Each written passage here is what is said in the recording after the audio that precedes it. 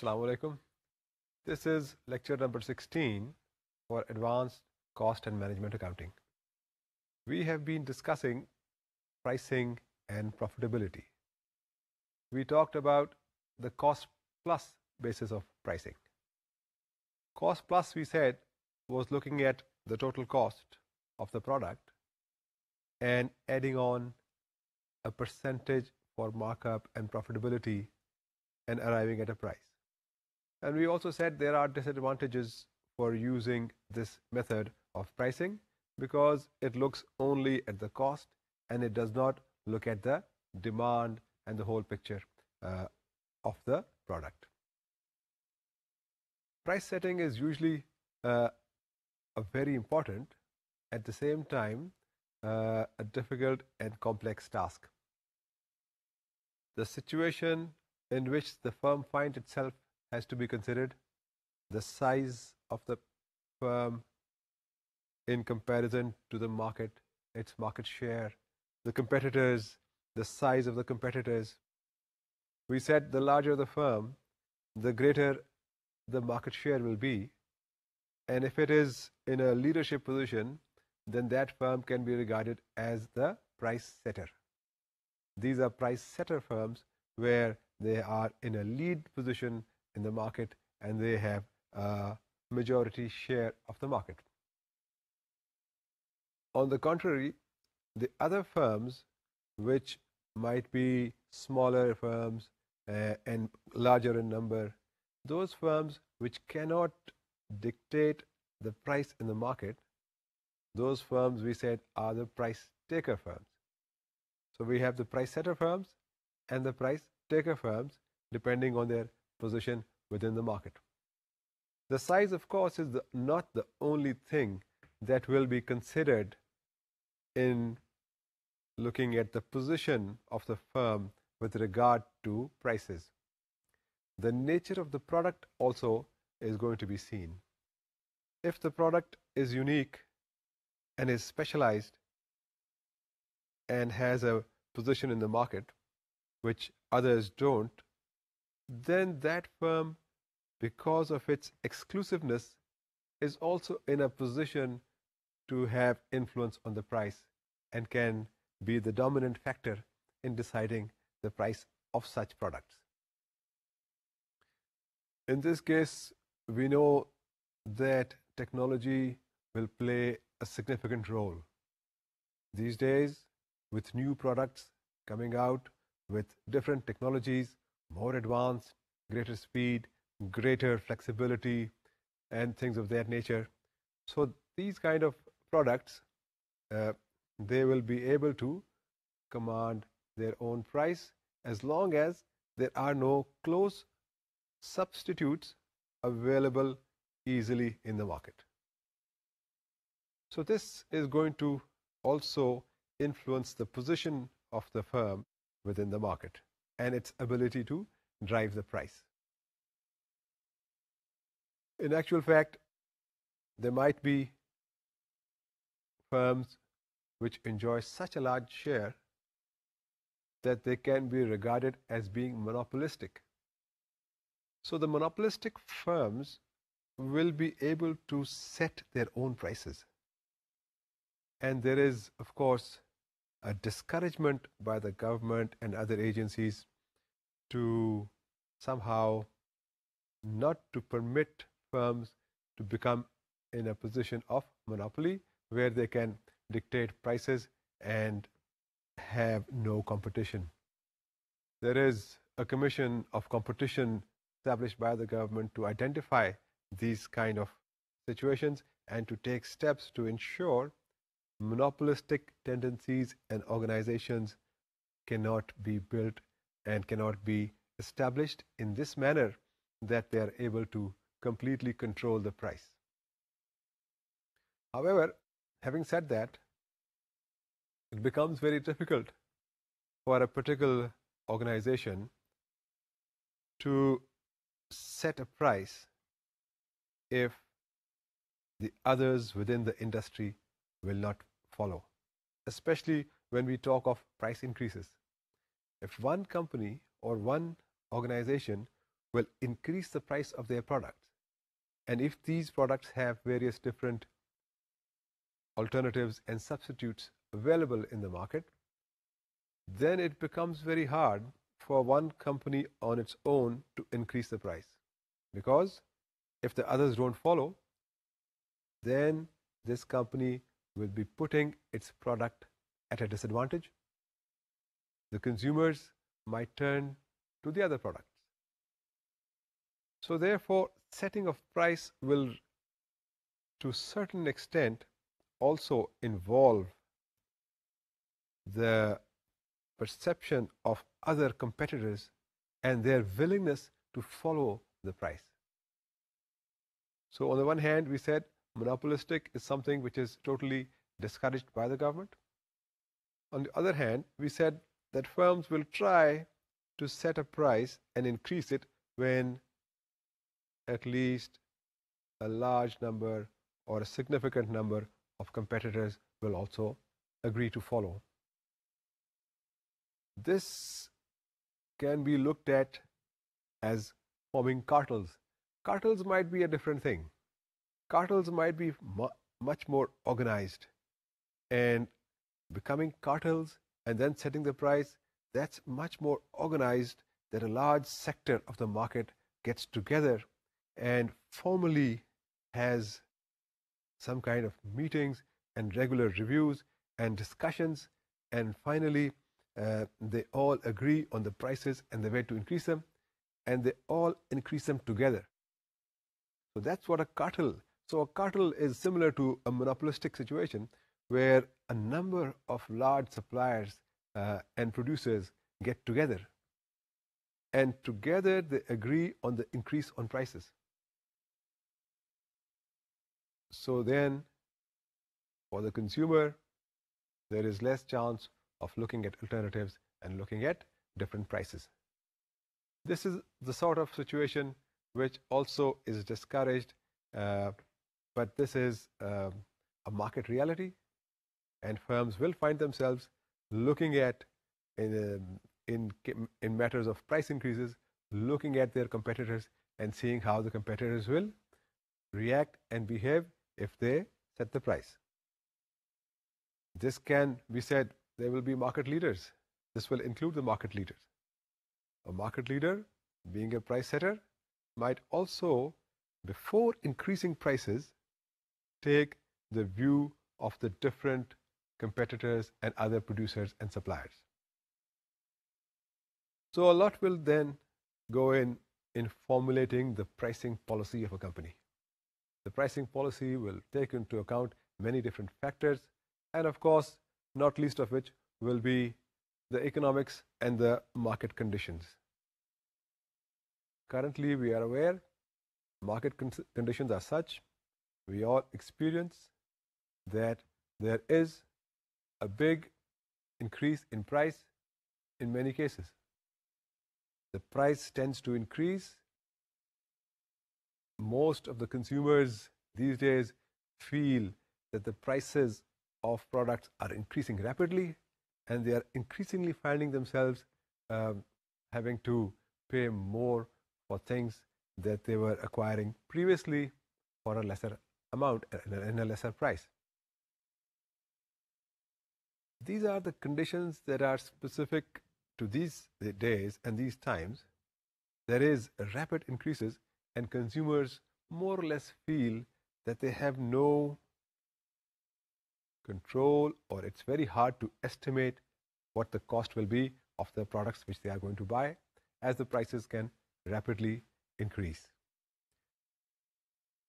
Of course, inflation is another aspect which causes prices to increase, and that is again pushed by the cost. As the cost rises, so do producers find themselves compelled to increase their prices. So we'll look at a few mechanisms and different type of pricing policies that firms can adopt. Cost information is one of the many variables that must be considered in pricing decisions. Final price will depend upon pricing policy of the company.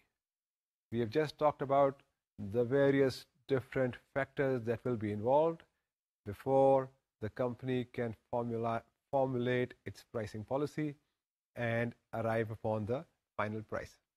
Price skimming or price penetration policy might be selected. These are the two different policies, and they are going to somehow define what the firm is going to do and what position it is in. Two pricing policies we are talking about. One is the price skimming policy, and the other is the price penetration policy. As is obvious from these terms, the skimming policy will be looking at trying to take advantage of short-term market position of either the company or the product. Usually the product. If the product is new at the time of launch and it has some new novelty initiatives of technology and other breakthroughs, the firms will try to have a higher price initially in order to get maximum revenue and maximum advantage from the early and new product novelty. Consumers will be eager to buy the new product, and so there is in the market a possibility to skim that initial initiative and skim pricing, so a higher initial cost. And gradually, as the customers that you have wanted and acquired initially, as that begins to slow down and new customers are harder to find, then you will reduce the price gradually and bring it lower and attract other customers as well. Price skimming policy is an attempt to exploit those sections of the market that are relatively insensitive to price changes. Insensitive to price changes, inelastic price demand. This is what we are going, inelastic demand of the products. We have seen recently in the mobile industry, in the other telecommunications, such as televisions, new products like the LCD screens and things like that, when they come in initially into the market, there is an initial appeal and a novelty that people, a certain section of consumers, will rush and try to get the newer, latest products. In these high initial prices, in these high times where you can apply the high initial price, there is, of course, a short term that is involved. And this is where the firm will have the skimming policy. So, for example, high initial prices may be charged to take advantage of the novelty appeal of new product when demand is initially inelastic. So we have said that the skimming policy will aim at a high initial price.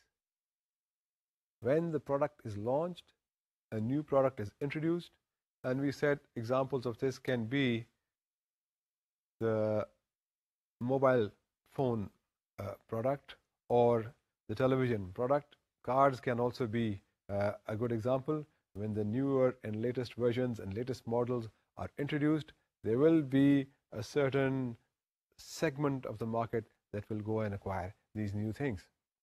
So there is a new novelty appeal in certain products.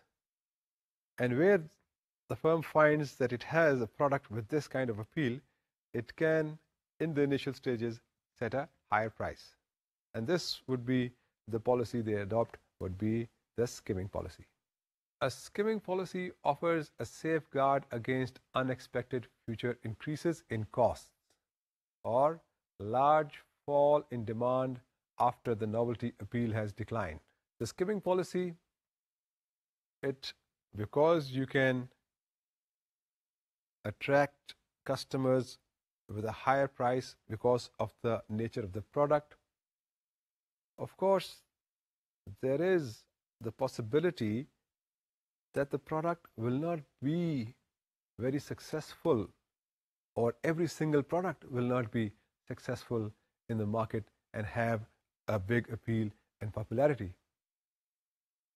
So where new products are being produced, organizations have to undergo for a certain time research and development, experimentation, designing and engineering, and all those aspects to come up with, of course, this must also include market surveys and market research to try to get that aspect within their product which are going to appeal to the consumers. This is, of course, a chance, a slight chance. Not every product that comes into the market that is new and that has a new appeal is going to be very popular amongst all the customers or all the segments. So charging a higher price at the very beginning, it also enables the firm to recover the costs at the early period and safeguard against future decline in sales. And you can think of examples where new either cars are introduced or new mobile phones are introduced, and not all of them are completely successful among consumers. So in order to be able to recover the costs initially in the initial period, the initial high price following the skimming policy will safeguard the firm to a certain extent. Once the market becomes saturated, the price can be reduced to attract that part of the market that has not yet been exploited. So there are going to be different stages in the skimming policy, and the firm will be very carefully looking at their sales and their sale numbers. And once it finds that the sale numbers are beginning to decline and it's harder to find new customers and new consumers, then it might look to reduce its price and now attract those customers which otherwise they were not able to attract. And this is why you find that many of these technology and fast-moving type goods, they are more popular and therefore they have a higher price when they are introduced. And as the model becomes older, the older models are available for a much lower price. This is the result of the price skimming policy of these companies. It won't happen, for example, with other products which are of common daily use. For example, if you buy tea, or if you buy soap, or if you buy detergent, or if you buy other such things. Now, there might be newer versions and improved versions of these products, but with them, because there are so many close associates available in the market, it is not, therefore, possible for these firms to adopt a price skimming or initial high price type of a policy. This would be more where the products themselves have a high initial appeal. A skimming pricing policy should not be adopted when a number of close substitutes are already being marketed. So this is how we have described the skimming policy. The skimming policy, high product appeal, initial high price. The firms very carefully monitor as the sale numbers begin to decline, and the sales are reducing, then the firms will start to reduce the price and the model becomes older. The older model and the older versions are available for a much lower price. This is where we have said the firms are applying a skimming policy. The other policy we said is a penetration policy. This is opposed to the skimming policy. A penetration policy is trying to achieve a higher number of sales. It wants that the market sales, the market position of the product should grow, the market share and the presence in the market of this product should grow.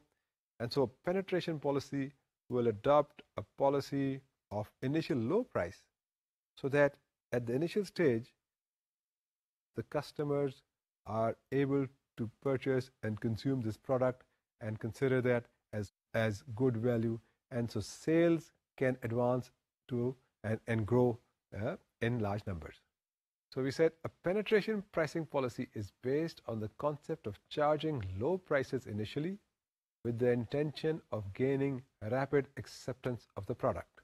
We are looking at the penetration policy as a product is initially introduced into the market. The awareness needs to be built up. Products awareness campaigns, marketing campaigns, other various distribution methods have to be employed to ensure the product reaches a large segment of the market, and also that the consumers become aware of this product. This is going to be a gradual process, and it will take time for products to become very familiar and popular among consumers. So the penetration policy is trying to achieve that as quickly as possible. It is trying to achieve a rapid growth in sales volume. So that's why initially the price is kept low. And we looked at the examples of different daily use products which have a number of substitutes available in the market.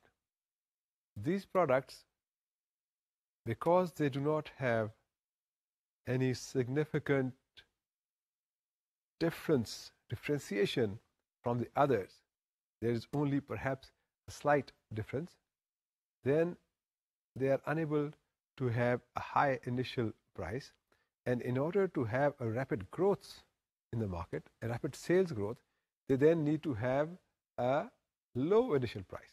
So these firms that produce more general type of products that are used for daily consumption and are fast moving and therefore are repeatedly purchased, these kind of products, the firms will try to adopt a penetration policy where their interest will be that sales should grow rapidly, and as they are going to recover their costs from volume, then their interest will be to achieve a high volume as early as possible in order to recover their initial overhead costs and other initial investments of design and research, etc.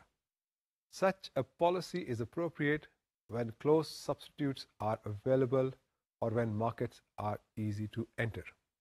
So this is the situation where they are going to be suitable, A, where there are close substitutes available, and B, also that markets are easy to enter.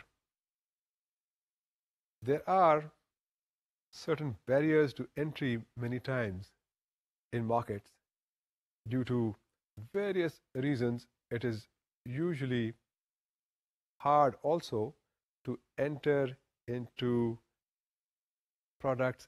market with products that have close substitutes because of the intense competition.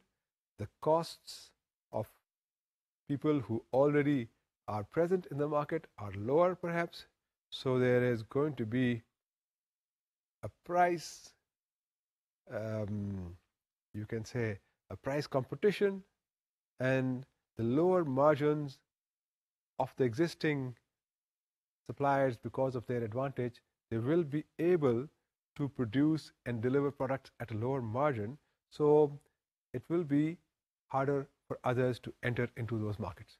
So there are sometimes various barriers into entry into the market.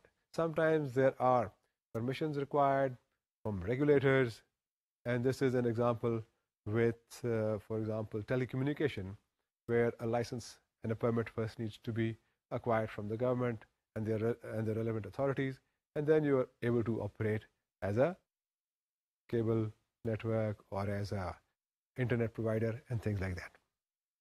So those are entry barriers. Now, where these entry barriers do not exist and the substitutes are available, in those situations, a penetration policy is adopted by organizations.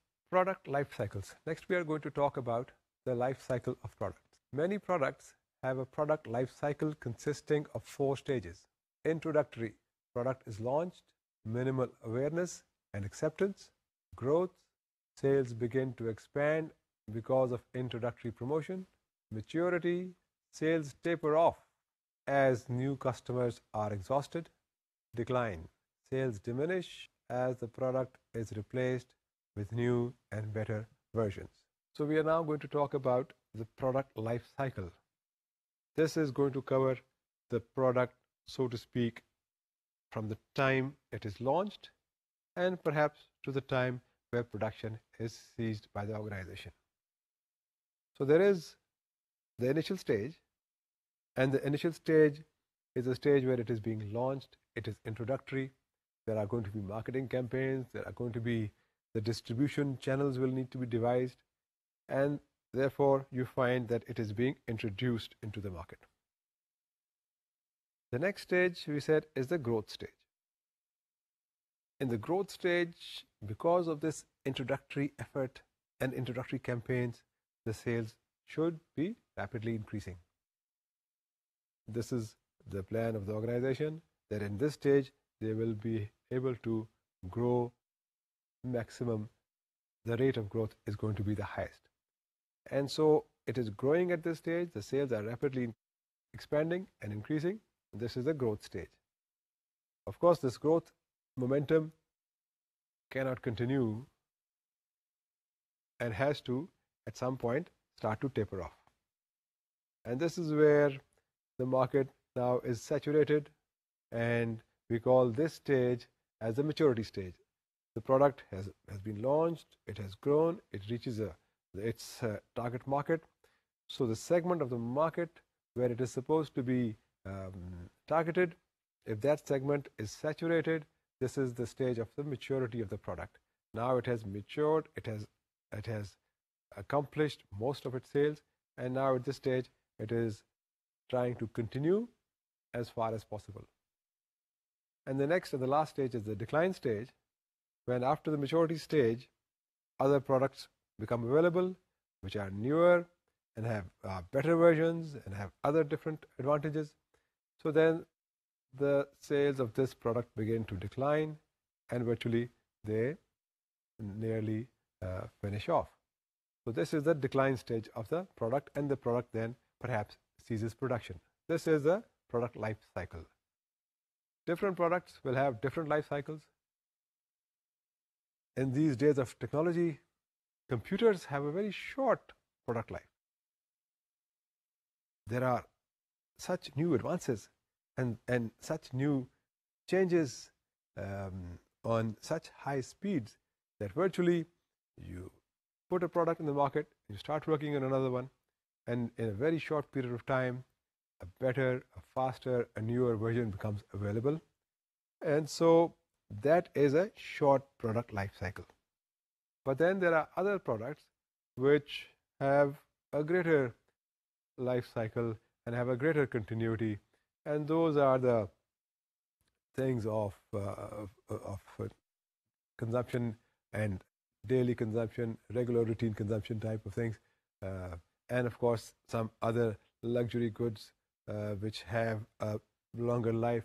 So there will be products with a longer life, and therefore they have a longer life cycle, and products such as computers and things that change very rapidly and new advances are made, this will have a shorter product life cycle. In the introductory stage, it may be appropriate to keep a slightly higher or lower price compared to the price found by normal analysis to create a more favorable demand in future years. We are saying here that at the introductory stage, if they want to make a more favorable demand in future years, and so therefore the prices can be kept a little lower depending on the circumstances, and the aim would be that in future years there would be a greater demand for the product. So where normal analysis is going to show a price, one perhaps might keep a slightly lower price compared to this normal price, and this would then provide greater demand in the future. On the other hand, if the outlook is for the short term only, then you might keep a slightly higher price. So then the future demand perspective of the organization might be slightly different. Limited production capacity may rule out low prices. A higher initial price may be set and reduced progressively. The production capacity of a firm will also have some impact on its price. if the production capacity is limited and there are some constraints on the resources available, then the organization will know that the product is going to be available in the market in only limited quantities, and it only has that many products in terms of quantity to recover its cost and its pricing. So they might have to then keep a higher price in order to initially cover their costs and in order to make the project profitable. So we have said that the capacity constraint may not permit a lower price. It means that the firms will aim to recover all their costs and to be able to have some profitability, and if that has to be achieved in a limited number of products and under some capacity constraint, then the price might have to be higher at the initial stage. If there is no production constraint, a lower price may be preferred. This may result in higher sales volume and a slow competitive reaction. And of course, in this situation, where if the capacity constraint does not exist, then the firm will be concerned at the reaction of the competition. If it is going to introduce a high price and make the product more attractive for other producers because of the profit margins, then the competition might react quickly and also be keen and interested in launching similar products at this kind of a price. So in these situations where capacity constraint, we said, is not limited, a firm might keep lower pricing in order to have a slower competitive reaction. A lower price would mean lower profitability, and therefore competition will need to work harder and take longer in deciding and coming into the market with products which have a slim or a low profit margin. At the maturity stage, a firm should adopt a selling price that will maximize short-term profits. And as it reaches maturity, that's the stage where the firm has more or less exploited the segment that it has targeted, and now at this stage it expects that the decline will set in soon, and therefore as the decline sets in, production will have to be stopped. So therefore at this stage, the maturity stage, it is going to have a price that can maximize its profit. So at this stage it will try to charge as much of a price as it can, as much as the market will able to stand. Now we will look at an example and see how pricing can be set and has its different impacts. The example is Hamdard Limited.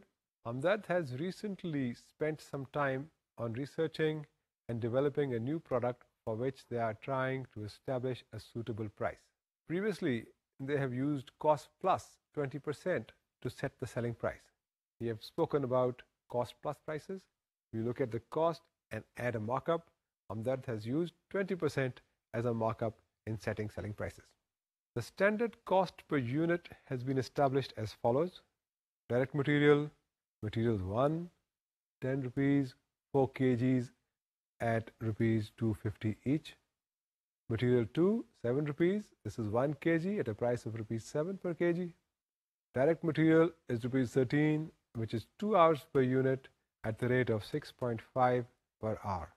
So these are the direct material and direct labor costs, and fixed overhead costs are rupees 7, and these are on the basis of labor hours, 2 hours at rupees 350 per hour.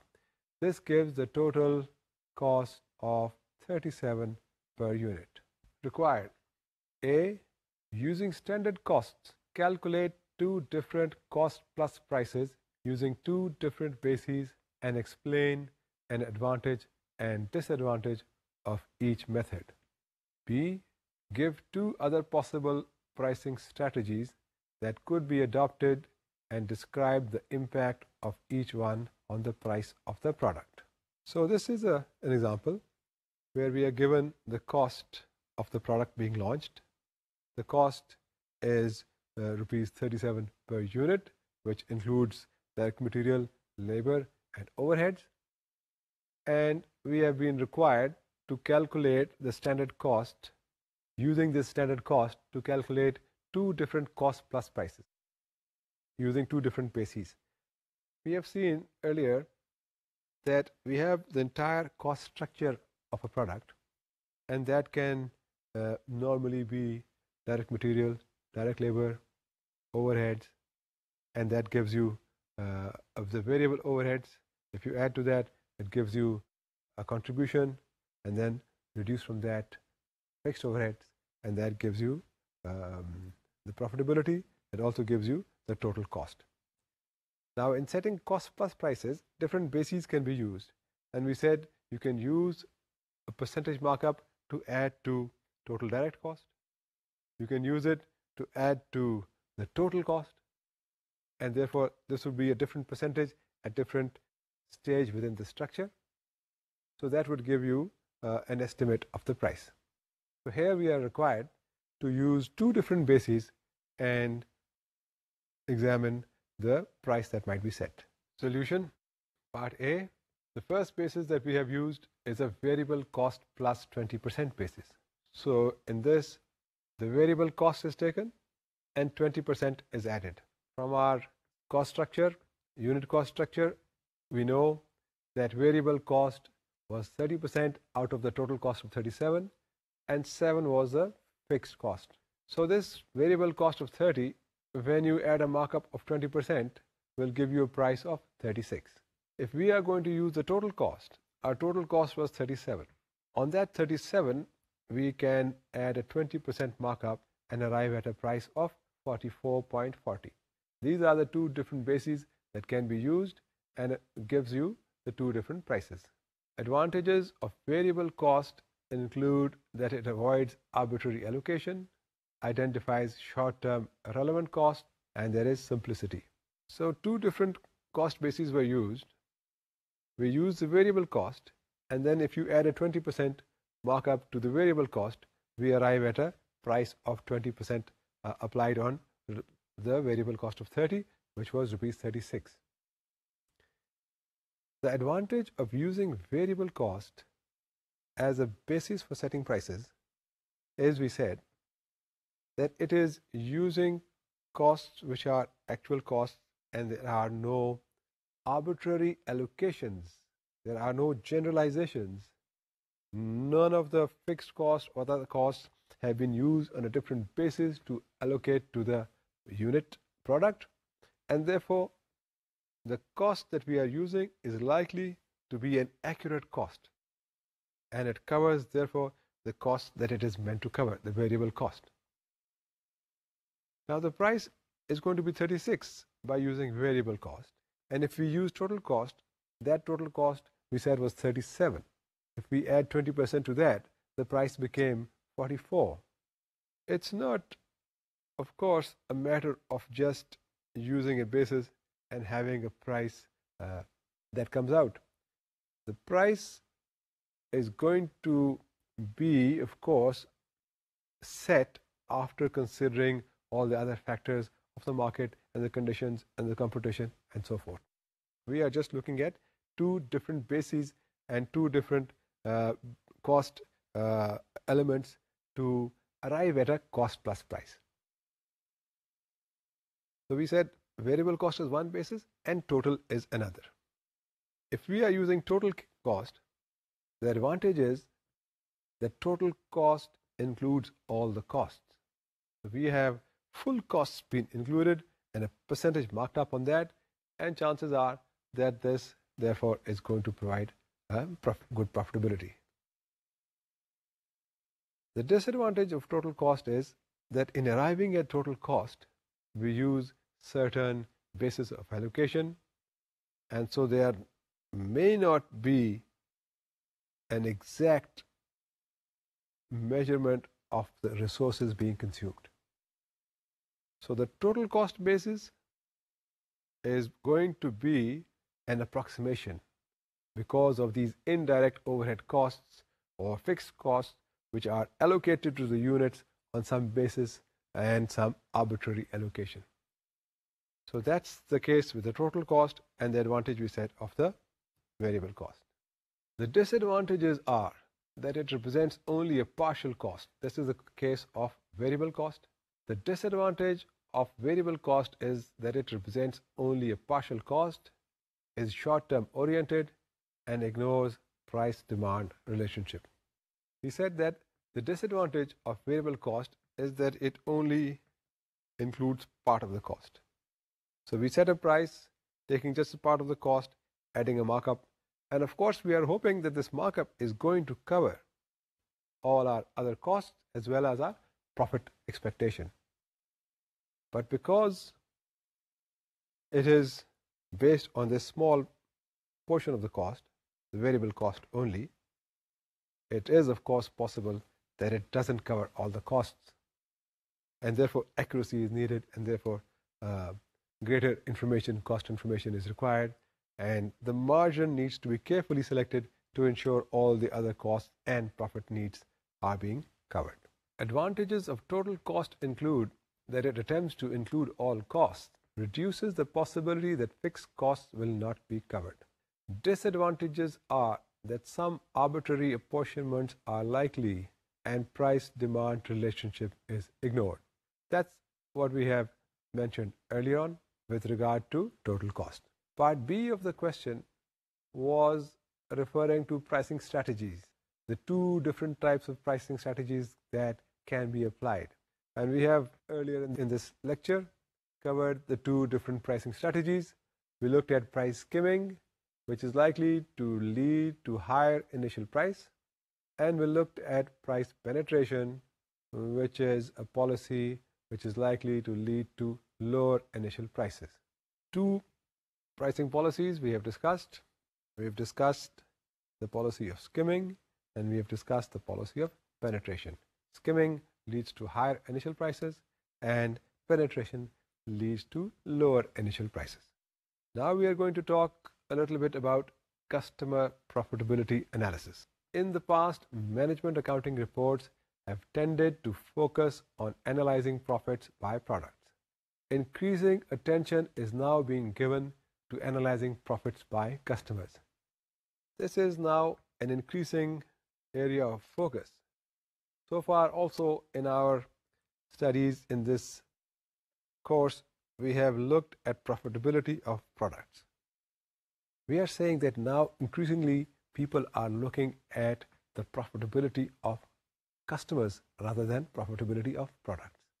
So where you have a range of products which you are offering to the market, and you are hoping that each product is profitable, at the same time you have different category of customers and various different customers, and you can categorize them and then try to look at the profitability of the different types of customers, or where the individual customer is a large customer, you can even look at profitability of each customer.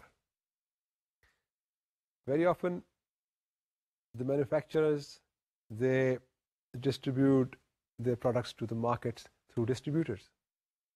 Now the distributors are therefore buying a large quantity of the products, and they are responsible for distributing and selling into the market to the retailers. If you have a smaller number of customers, then it is of course much easier to look at the profitability of each individual customer. Customer profitability analysis provides the important information that can be used to determine which classes of customers needs to be emphasized or de-emphasized. The focus now is turning therefore to customers. Now, organizations are beginning to look at the profitability of their customers, and therefore they can then gauge which customer needs to be emphasized. That means which type of customers they need to grow, and which customer needs to be de-emphasized where they are perhaps not making that much profit. Then that customer can be de-emphasized. They might try to look to increase the other type of customers. Customer profitability is an important thing, and it can show you that perhaps where your products are profitable, your profits are being reduced because of the nature of customers that you have on your portfolio. It's important, therefore, to examine the profitability coming from customers, and in that, one thing that will help is our activity-based costing, because they are going to then look at the costs of the customers, the costs that are consumed by the customers, and therefore reflect on the profitability of each customer. We'll look at one case that has been reported with respect to customer profitability. A company found that customer-related selling costs represent 34% of the total costs. These costs were allocated on the basis of sales value. So total costs comprise 34% of customer-related costs. When we say these were allocated on the basis of sales value, this means that they were allocated to different customers on the basis of the sales and the basis of the value of sales to each customer. So total cost is allocated to different customers based on the value of their sales. This gives rise to that cause and effect difference, which an activity-based costing, we said, is aimed and is designed to achieve the actual costs being consumed by the different, in this case, customers. An activity-based costing system was introduced that sought to explain the resources consumed by different customers. A detailed study identified two cost drivers: number of orders placed. Each order had a large fixed cost that did not vary with the number of items purchased. The non-standard production items, these items were more costly to produce than standard items. So in this case, an organization found that a fairly large amount of its total cost, 34%, related to customers. And what was happening was that it was allocating this to customers on the basis of their sales value. So not according to what cost was incurred by each customer or each type of customer, but on their general sales value. The activity-based costing then was introduced. And activity-based costing, as we've seen earlier, it tries to capture the resources as they are consumed and identify and measure them and relate them. So in this case, two cost drivers were discovered. One cost driver was the number of orders, and the other cost driver was the non-standard production items. On that basis, the costs were examined and seen between the customers. The company estimated the cost per order and the cost of handling standard and non-standard items. A customer profitability analysis was performed based on the sales for the previous year. This analysis revealed that only 40% of its customers were profitable and a further 10% lost 120% of total profits, i.e. 10% incurred losses equal to 120% of the profits. Two of the most unprofitable customers turned out to be among the top 3 in total sales volume. These two companies made small orders of non-standard items. So this activity-based costing then gave the results on the customers. What costs were actually being consumed by the customers. And it found that 40% of their customers were profitable. In other words, 60% of their customers were not profitable. The cost drivers were, first of all, the number of orders. So those customers that are going to have fewer number of orders, they are going to consume less of the cost. And as the cost did not relate to the total number of items on the order, therefore the costs of the customers with fewer orders had a lower cost. And this, therefore, they found that a large majority of the profits came from fewer customers, and many of their large customers, which had smaller orders but more cost, were more unprofitable. That's all for this session. Thank you.